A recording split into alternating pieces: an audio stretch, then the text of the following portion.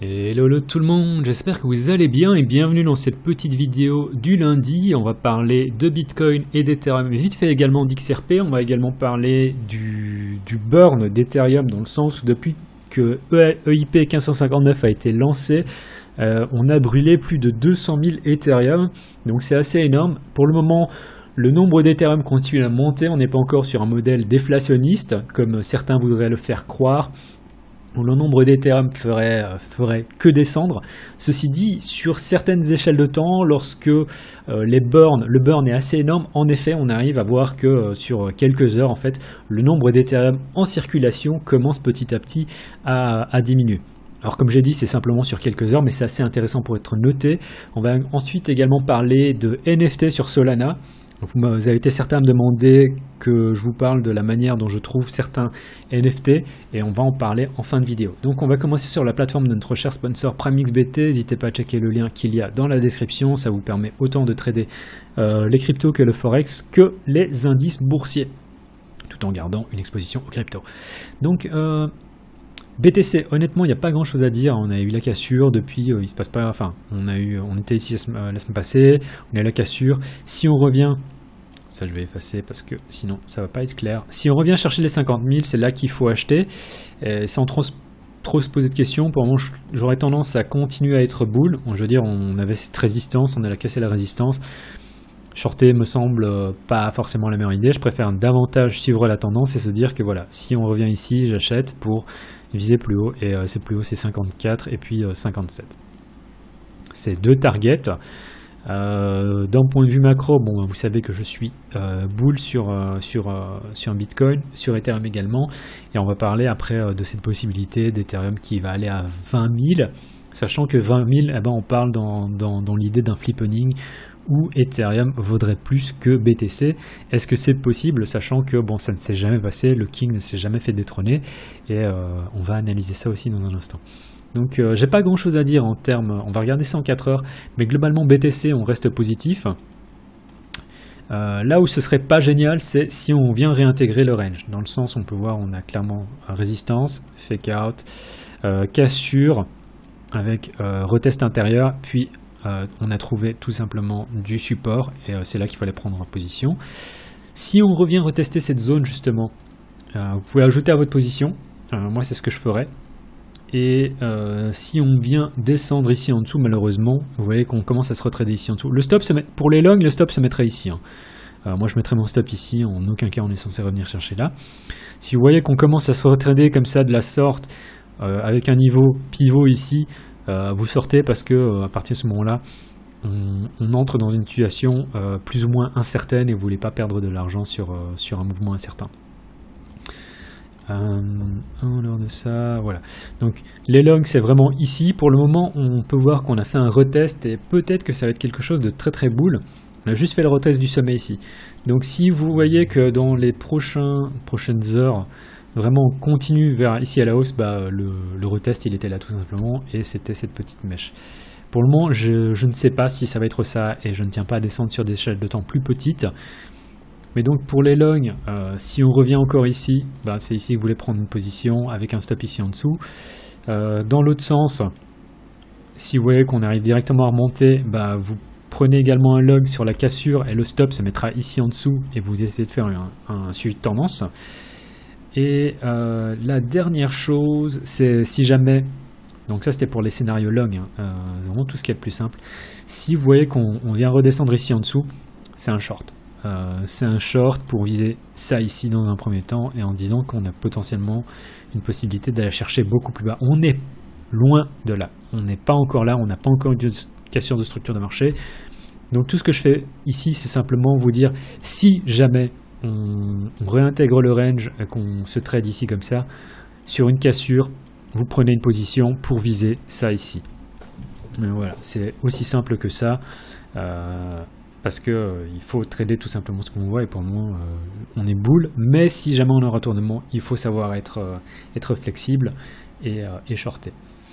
Voilà, ça c'était pour BTC sur la plateforme de notre cher sponsor PrimeXBT. Ethereum contre USD, honnêtement pas grand chose à dire, hein. Il y a le questionnement, on a en droit de se poser la question de savoir ce que va faire Ethereum Moi, mon avis, c'est que Ethereum va bien sûr casser ce all-time high, mais ce n'est que mon avis. Et comme je vous ai expliqué dans la vidéo la semaine passée, il y a deux scénarios, enfin il y a un scénario possible pour moi, c'est tout simplement que Ethereum fasse un mouvement à la BTC. Du coup, ça voudrait dire qu'il va consolider, et par la suite, en fait, avoir un breakout, et qu'à partir de ce moment-là, on part vraiment en mode gros bull run, avec bien sûr à certains moments différentes retraces. Mais sur les dips, il faudra acheter, c'est un peu déjà ce qui se passe actuellement, hein. Sur tous les dips, en fait, il faudra commencer à acheter en se disant qu'on va aller plus haut, avec potentiellement quelque chose qui pourrait aller à 20 000. Alors j'ai quelqu'un dans les commentaires qui m'a dit ouais, on va aller à 16 000. Ouais, ça me va aussi, tu sais. 16 000, 20 000, honnêtement, je serais très très heureux si ça se passe. La question, c'est de se dire, ok, dans quelles conditions est-ce qu'on va y aller? Est-ce qu'on va faire un mouvement à la BTC 2017 où on peut voir... On a l'ancien all-time high, on vient faire une espèce de chop pendant plus ou moins 2 semaines, on a la cassure et là on a un gros run qui s'effectue. Ou est-ce qu'on effectue un mouvement à la Ethereum 2000? Alors il faudra que je prenne ça sur un autre échange. Un mouvement à Ethereum 2017. Ce qui veut dire, je m'explique. Et là je suis en 2019. 2017. On peut voir, on a all-time high, on vient faire un retest du all-time high, et on va faire une espèce de double top, sans pour autant confirmer, mais on vient former ce triangle ascendant. C'était un triangle ascendant qui était visible en échelle de temps weekly, qui a ensuite donné lieu à un incroyable run où on est passé de 300 à 1400 $, et ensuite on est revenu à 300, enfin 400. Enfin, on a descendu ensuite beaucoup plus bas, mais le run était juste incroyable, et il y a des gens qui étaient en position déjà depuis... on va dire carrément 10 $, qui ont raidé ça jusqu'à 1300 et qui ont racheté à 80. Donc vraiment, il y a vraiment une espèce de mouvement de volatilité incroyable si on regarde Ethereum sur l'échelle mensuelle. Mais ce que je veux dire, c'est soit on est dans un cas où Ethereum veut nous faire un mouvement à la Bitcoin, soit on est dans ce genre de cas-là où on va avoir une retrace, avoir une consolidation où les gens vont se dire putain il se passe rien du tout, on va avoir vraiment une consolidation pendant des mois et peut-être effectuer un run de ce genre-là. Donc est-ce qu'on va venir former un mouvement fractal de ce genre-là ou à la BTC? Ça reste une question. Est-ce qu'on va faire un de ces deux mouvements-là? J'en sais rien du tout. En attendant, pour le moment, tant qu'on est au sein de la consolidation ici, j'aurais tendance à dire qu'on est potentiellement bon pour faire un mouvement à la BTC. En daily, je vais m'approcher un peu.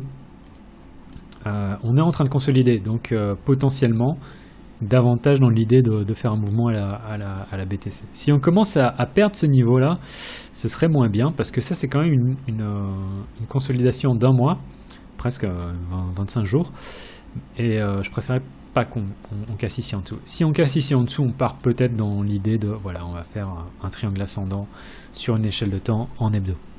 Mais je préférais vraiment partir sur le mouvement bull d'ici 2 semaines, un truc comme ça. Et d'un point de vue trading, honnêtement rien à dire, on est toujours positif. Et ouais, bah là on peut voir, on a cette consolidation ici qui fait office de support. On pourrait éventuellement venir, et ça ce sera assez bull, si on revient ici, quand on vient rechercher, prendre les stops ici, vous prenez un méga long ici, le stop tout simplement là, on n'est pas censé revenir aussi bas. On pourrait venir faire un stop run et remonter à partir de là. Si on revient ici, je suis prêt à prendre ce genre de long. Même si ça risque d'être assez effrayant sur le moment, mais tant qu'on contrôle ce risque, il ne devrait pas y avoir de soucis. Donc Ethereum, je serais toujours très très positif. Donc d'un point de vue long, ouais, venir prendre des longs ici. Et sur la cassure de l'ancien all-time high, je suis pas sûr de vouloir acheter directement. Je préfère davantage partir dans l'idée de voilà, si on revient retester le support, il faut acheter. Et dans l'autre sens, pour des shorts, j'ai pas... Ouais, sur des shorts, en fait, c'est vraiment ce niveau-là qui est important aussi. C'est si on revient ici en dessous, c'est prendre un short sur le retest avec le stop ici au-dessus. Pour le moment, on n'est pas là et ça sert à rien d'en parler selon moi. XRP... XRP pour moi, oh là là, c'est quand même super bull ce qui se passe sur XRP. Bon, je vous avais déjà dit au cours des semaines précédentes que pour moi XRP, on va vraiment revenir, on va potentiellement revenir chercher ici, voire carrément voire carrément beaucoup plus haut. Donc on a vraiment ce niveau ici, hein, on peut voir, si on regarde, on a tapé 1, 2, 3, 4, pour moi on va encore venir rechercher ici. Est-ce qu'on va être rejeté? Je ne sais pas, mais ça fait déjà un upside qui est assez important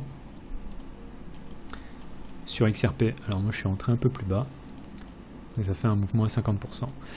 Et sachant que à partir de ce moment-là, on est potentiellement parti aussi pour, si on arrive à remonter au-dessus, pour moi on peut potentiellement remonter jusqu'ici, quoi. Et à partir de là, ça fait un mouvement qui est vraiment intéressant. Donc XRP, pour moi c'est assez bullish ce qui se passe. Le mouvement daily est bull. Ce qui s'est passé en 4 heures, il faut savoir qu'on a eu une petite retrace ici, on est déjà en train de remonter. Alors la chandelle n'est pas finie, mais pour moi XRP a vraiment toutes les chances d'aller plus haut. Cherchez ça dans un premier temps si vous voulez prendre position ici. Le stop, pour le moment, en plus il est assez clair, le stop là, il est ici en dessous. Là je parle d'XRP contre BTC parce que je préfère trader ça contre BTC. Donc voilà, c'est tout pour l'analyse technique de Bitcoin, Ethereum et d'XRP. On va regarder vite fait la page Watch the Burn. Donc ça c'est le graphique en live, donc il est mis en jour vraiment toutes les 10 secondes, à chaque fois qu'il y a un bloc qui est émis, on a une mise à jour et ça montre en fait à quel point, déjà ça montre le nombre d'Ethereum qui sont émis, donc on peut voir généralement c'est 2, parfois c'est un peu plus, hein, on peut voir qu'il y a parfois des 3.8, parfois il y a des, là également c'est 3.8, et on peut voir que le nombre de tokens, enfin de jetons brûlés, c'est des coins vu qu'on parle d'Ethereum, est de 1 point quelque chose Ethereum. Ce qui veut dire que voilà, toutes les 10 secondes, on a éventuellement un nombre d'Ethereum qui sont brûlés.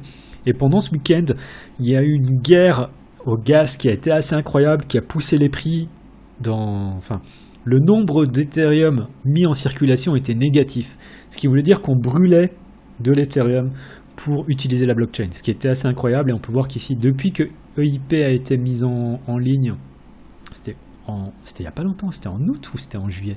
Bref, on a émis 440 000 Ethereum et on a brûlé 200 000 Ethereum pour un total net de 218 000 Ethereum.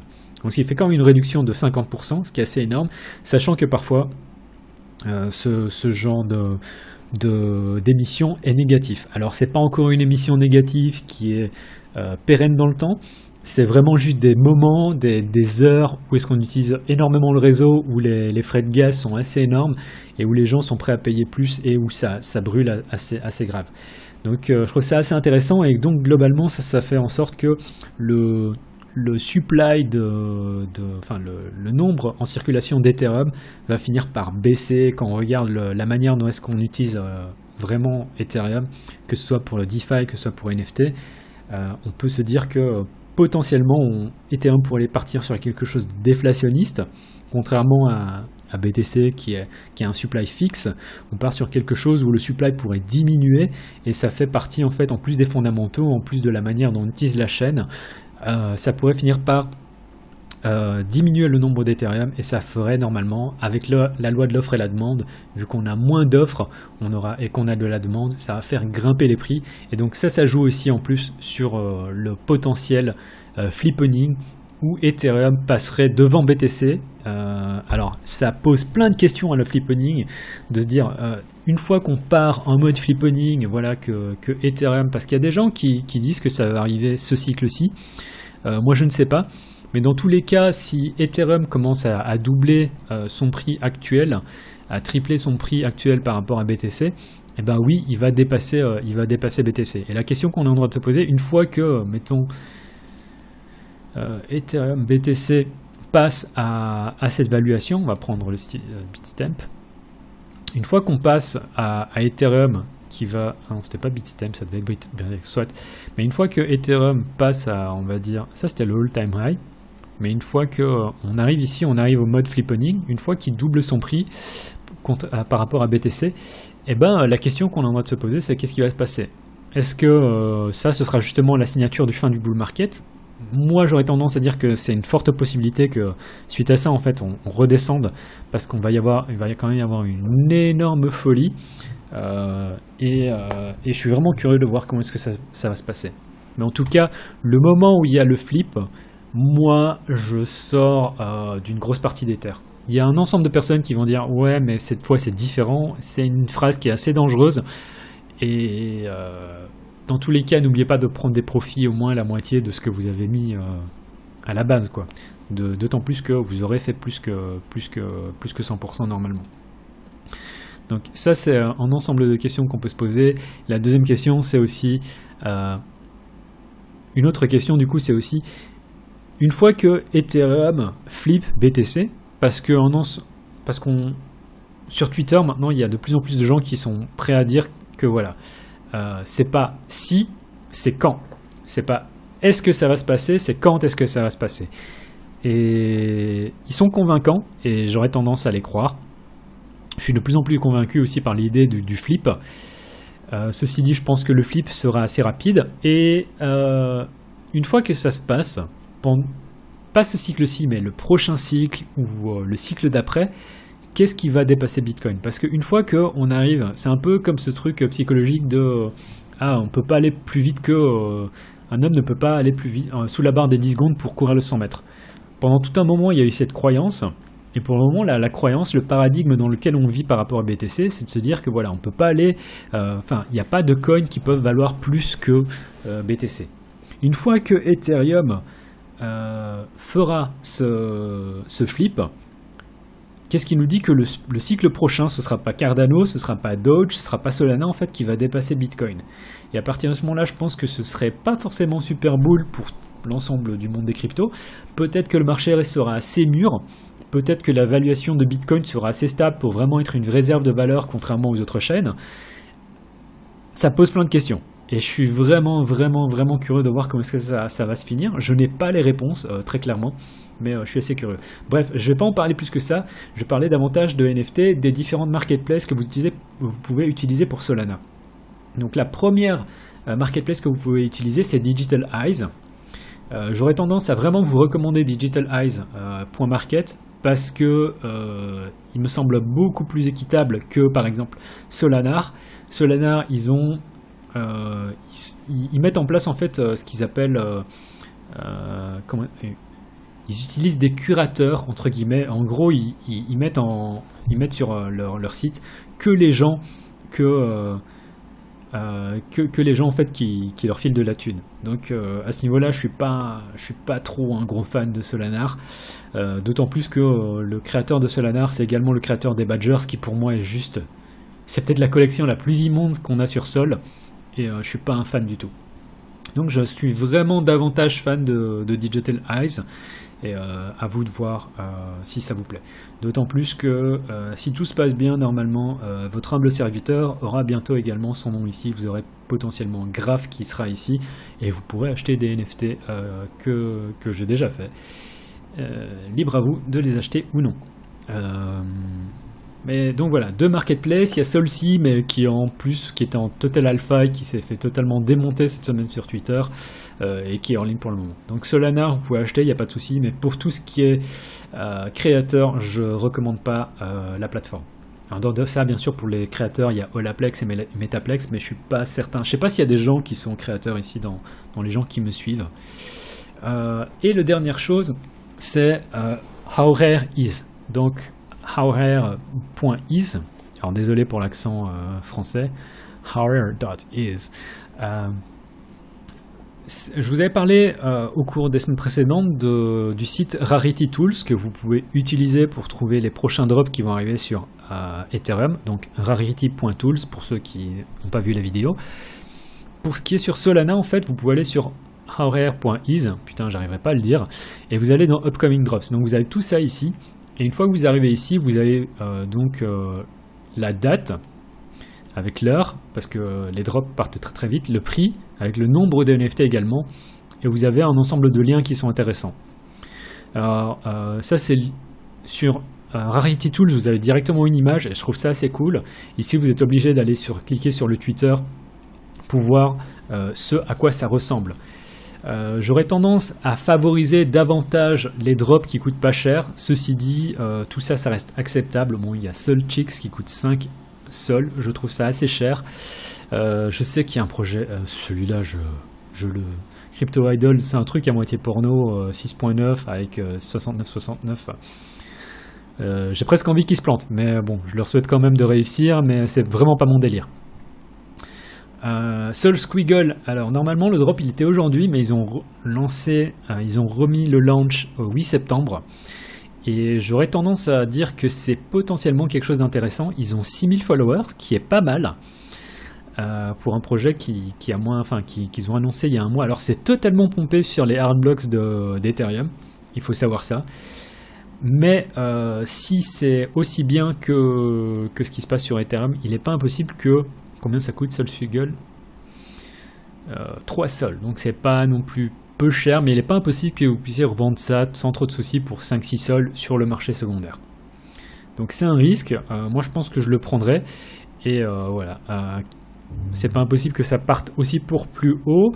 Et je vous ai expliqué aussi au cours des vidéos précédentes qu'une stratégie que personnellement j'ai, c'est acheter, minter 2 tokens, en vendre un pour au moins le prix du mint, donc dans ce cas-ci 6 Solana vu que j'en achèterai 2, et le deuxième en fait c'est du bonus en me disant que potentiellement si ce truc vraiment peut encore monter, partir à 10, 15, 20 sols, et ben c'est que du bonus. Donc voilà, ça c'est à vous de voir comment est-ce que vous voulez gérer ça. Je ferai très attention au nombre de followers si vous cliquez sur Twitter. Solana Souls, ils sont sold out, c'est un truc qui était vendu aujourd'hui. 13 000 followers, donc ils ont des followers. Il y a Aurori qui les suit, donc c'est pas mal. Il y a Digital Eyes également, donc ils vont potentiellement finir sur Digital Eyes. Alors là c'est un peu trop tard, c'est dommage. Combien ça coûtait ça? 3 sols également, donc c'est pas... Beat Baddies, je suis pas trop fan de ça, j'aime pas le look. 1200 followers, c'est pas non plus génial. Et bref, c'est à vous de regarder. Solgis, donc c'est des corgis sur Solana. 2300. Oh, il y a Loma, il y a Cryptodan. Comment ça se fait qu'il y a ces gens qui suivent ça? Combien ça a coûté ça? Solgis, ça a coûté 2 sols également. Est-ce qu'ils sont Qtest Overload? Je me demande s'ils sont pas en train de les minter en ce moment. Mais je suis pas sûr. Enfin, oui, c'est mignon. C'est pas mal. C'est un pile ou face. Hein. Moi, je suis pas un super fan. Je pense que mon argent, il est mieux ailleurs. Soul Bulls, ils ont 11 000 followers. Je sais pas comment ça se fait qu'ils ont 11 000 followers. Moi, je trouve pas ça très beau. Mais ils ont 11 000 followers. Après, il y a personne que moi je follow qui les follow également. Donc, ça joue également en leur défaveur personnellement. Et c'est 3.5 sols, ce que je trouve assez cher. Personnellement, dans tout ce qu'on vient de voir, il y a les Soul Squiggle que je trouve encore pas mal. Et puis c'est un peu à vous de regarder ce qui vous intéresse également. Ça dépend du style, ça dépend du prix, ça dépend... Par exemple, si vous regardez Space Chips, c'est très peu cher, donc c'est pas mal, mais il n'y a que 100 NFT. 100 NFT, ça veut dire également que vous touchez pas beaucoup de monde, ce qui est pas génial selon moi. Donc voilà, je vais pas en parler davantage plus que ça, j'en parle déjà depuis 23-24 minutes et je sais que tout le monde ne tiendra pas jusqu'ici. Vraiment, c'est à vous de faire votre choix, de faire un peu votre propre analyse, et si vous voulez que j'en parle davantage, j'en parlerai bien sûr davantage dans les prochaines vidéos. Voilà, c'est tout pour la vidéo d'aujourd'hui, c'était le cryptographe. Tchuss.